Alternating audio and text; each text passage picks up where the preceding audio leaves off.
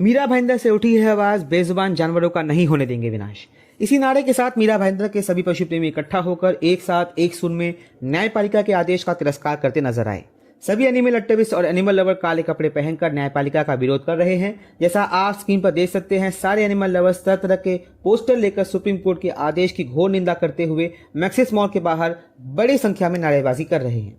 8 अगस्त से 11 अगस्त के बीच 2 जजों की पीठ जस्टिस जेबी पार्टीवाला और जस्टिस आर महादेवन ने यह आदेश दिया कि दिल्ली एनसीआर क्षेत्र के सभी आवारा कुत्तों को 8 सप्ताह के भीतर पकड़कर शेल्टर होम्स में रखा जाए, यानी कि जेल में रखा जाए, और उन्हें कभी सड़कों पर वापस न छोड़ा जाए, यानी मतलब अब उनकी आज़ादी उनसे छीन ली जाए।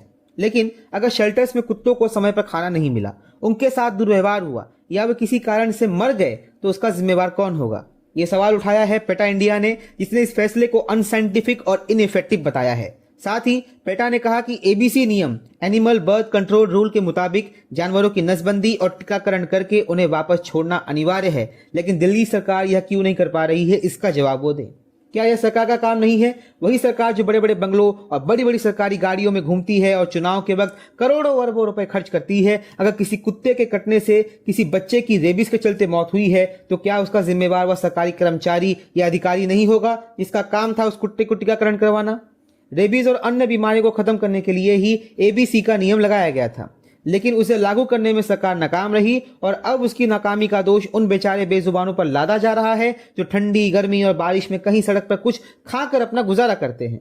क्या सुप्रीम कोर्ट के न्यायाधीश को सरकार के वकील और अपीलकर्ता से सवाल नहीं पूछना चाहिए था कि क्या आपने हर जानवर का व्यवस्थित टीकाकरण किया या नहीं? क्या जानवरों की नसबंदी की गई या नहीं? लेकिन यह सवाल सुप्रीम कोर्ट नहीं पूछ रही है। उल्टा वो एनजीओ से सवाल पूछ रही है कि जो बच्चे डॉग बाइट से मर गए क्या वो वापस आएंगे? यह तो वही बात हो गई, चिराग तले अंधेरा और ऊंट के मुंह में जीरा। जहां अदालत को सरकार से यह पूछना चाहिए था कि कुत्ते का टीकाकरण और नसबंदी हुई या नहीं, वहां उल्टा सवाल एनजीओ से किया जा रहा है। यह तो न्याय की चौखट पर वही मंजर है जैसे चिराग तले अंधेरा। यानी शासन प्रशासन की गड़बड़ी और गैर जिम्मेदाराना रवैये पर न्यायपालिका की नजर नहीं गई, जिसके चलते कुत्तों का टीकाकरण नहीं हुआ। लेकिन अदालत की नजर उस बच्चे की मौत पर गई जो किसी कुत्ते के काटने से रेबीज से मर गया। अगर उन कुत्तों का टीकाकरण हुआ होता तो क्या वो बच्चा रेबीज से मरता? बिल्कुल नहीं। लेकिन अब सरकार उस एक कुत्ते द्वारा काटे गए बच्चे की मौत के बाद 5000 से भी ज्यादा कुत्तों का जीवन संकट के फंदे में फंसा चुकी है।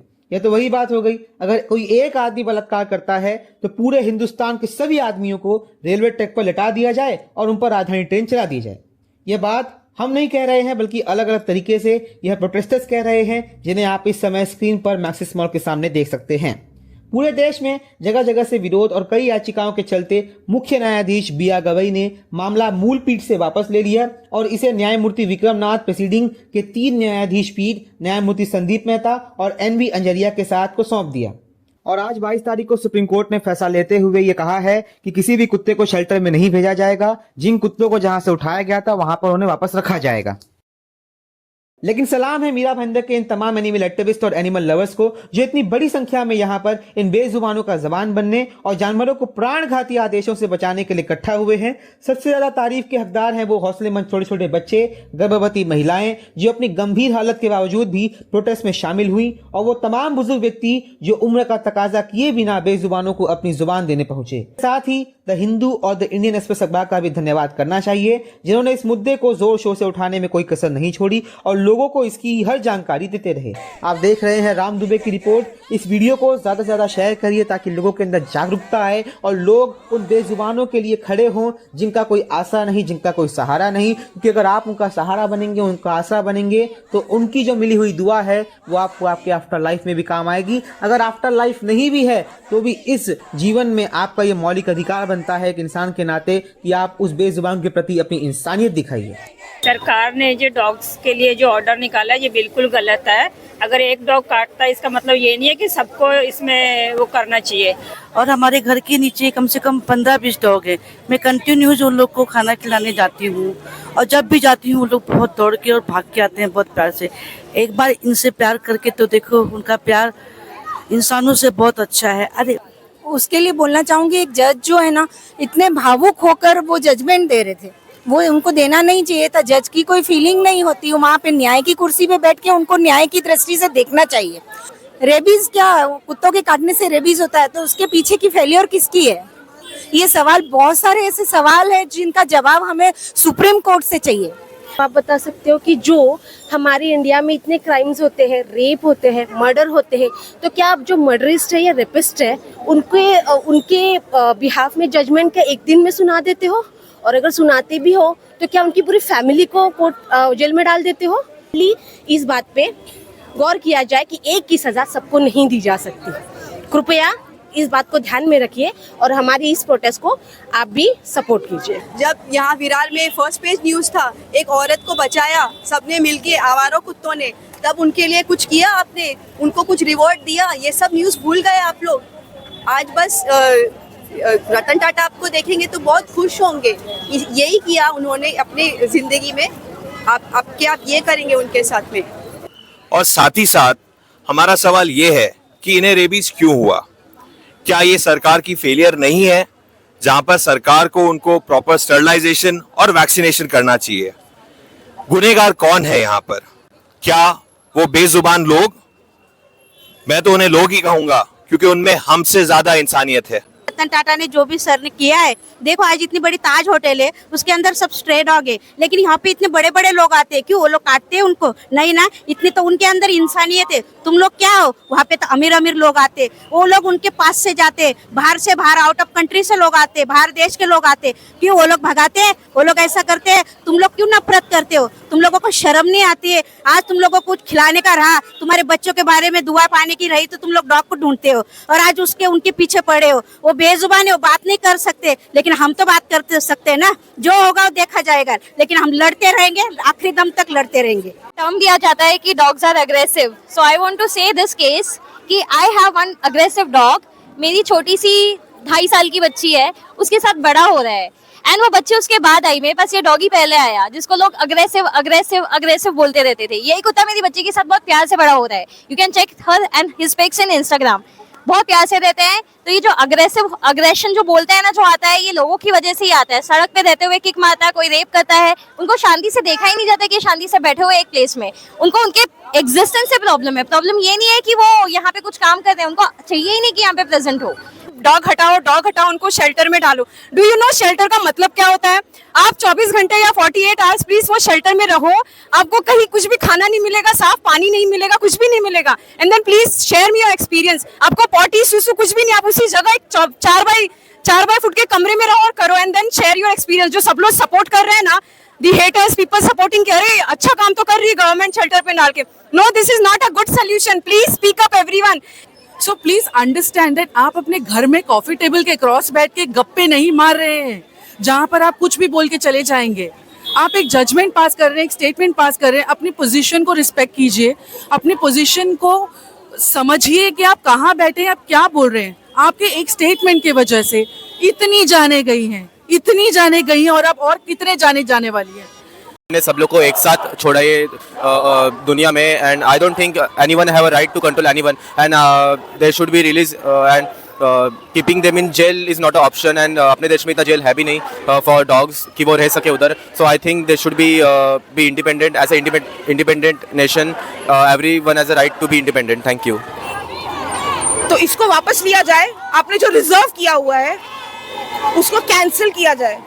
People are not happy with this.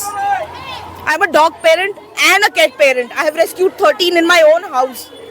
बहुत लिमिटेड मीन्स है हमारे पास और बहुत सारे ऐसे फीडर्स के पास, बट हम फिर भी करते हैं। तो जब आपके जेबों में इतना पैसा, तो आप क्यों नहीं कर रहे हैं? जो ये मैडम ने, कैन यू शो उनको कवर कर सकते पर इन्होंने एक सही चीज़ बोला है। हम लोग का ना बचपन से बच्चे लोग को ये सिखाना चाहिए that animals are not to be afraid. हम जो गाय भैंस को खिलाते पिलाते बोलते हैं ये भगवान है, भगवान का रूप है। ये जो डॉग भी अपना काल भैरव की तरह हम लोग के भगवान है। मतलब हम लोग अपना हिंदू धर्म में हर कोई जीव जंतु को भगवान माना है। तो kids should be taught that dogs and other animals are not there to hurt you. एक मैसेज देना है बच्चों को। अपन जो पेरेंट्स रहते हैं, बच्चों को बोलते हैं डॉग्स के पास मत जाओ, गाय के पास मत जाओ, काटेंगे, मारेंगे, ऐसा शिक्षण मत दो। आप अपने अपने बच्चों को प्रबोध हो करके कि जाओ फीडिंग करो, ये करो, तो बच्चे एकदम हिम्मत वाले रहेंगे। मेरा बेबी 1.5 ईयर्स का है, वो फीडिंग करने जाता है और उसके साथ एनिमल्स के साथ खेलता है, हर एक एनिमल्स के साथ खेलता मिलता है। नॉनवेज हम लोग खाते नहीं है, बैन करो नॉनवेज को सबसे पहले। तो तुम चिकन का प्रजाति बढ़ रहा है, चिकन को खाते हो, अभी कुत्ते का प्रजाति बढ़ रहा है, कुत्ता भी खाने चालू कर देंगे। इंसान ऐसा हो गया है अभी। प्लीज हेल्प करो, कुत्तों को मारो मत, बेचारे को इतना सपोर्ट करो, सब बिल्डिंग में रहने दो उन लोग को। और पेरेंट्स प्लीज बच्चों को अपने को कि ये करो कि फीडिंग करो, बच्चों लोग को ये शिक्षण दो। ये मत दो कि काटो मत, पत्थर मारो, गला दबाओ, पत्थर फेंको, ये मत दो।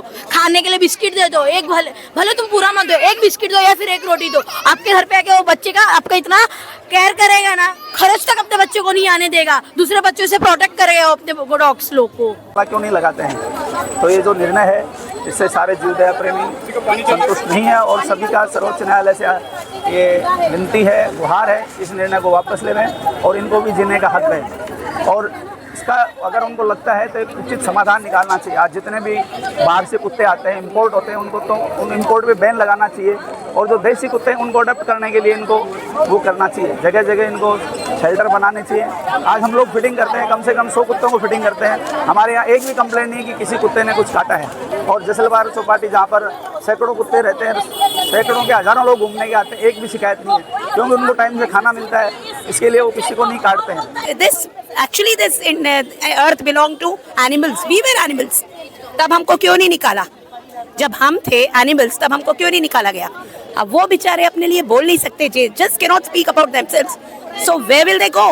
मेरा यहाँ आने का रीजन यही है कि मेरे पेट के अंदर जो बेबी है वो भी ये आवाजों को सुने, वो भी देखे कि कितना क्रूअल इंडिया बन चुका है, राइट? तो कल जब वो बाहर आएगा तब वो देखेगा कि he will be the change, he और she whoever it will be the change for our animals, for our people. Whatever we are doing is not right today. हमें इन्हें जीने देना चाहिए और हमें भी जीना चाहिए इनके साथ में. जे आपल्याकडे क्रिमिनल केसेस होतात आहे, रेप होतात आहे, चोऱ्या होतात आहे, खूप सारे भ्रष्टाचार होतात आहे. तुम्ही मला सांगा, राहुल गांधीने आता एक मुद्दा उठवला की कर्नाटकामध्ये 1 लाख वोटांची चोरी झाली, तर हा मुद्दा आपल्यासाठी इम्पॉर्टंट नाहीये. तुम्ही हा मुद्दा लपवण्यासाठी ह्या बेजुमानांचा आधार घेतलेला आहे. जर तुम्हाला आधार घ्यायचाच होता तर तुम्ही रेपिस्टचा आधार घ्यायचा होता. ॲटलिस्ट त्याच्या जगात कोणाचं तरी भलं झालं असतं ना. तुम्ही मला सांगा, 8 नंतर 10 नंतर जेव्हा दिल्लीमध्ये एखादी मुलगी रस्त्यावरती निघते तर ती एखाद्या मुलासोबत सेफ फील करेल की ह्या बिचाऱ्या बेजुबानांच्या डॉगी सोबत सेफ फील करेल. तर हे असे ना विचार करण्यासारखे मुद्दे आहेत. तुम्ही इतके सुशिक्षित आहात, तुम्ही इतका अभ्यास केला आहात, तर तुम्हाला थोडा तरी विचार केला पाहिजे की तुम्ही कुठल्या गोष्टींवरती निर्णय घेतले पाहिजे.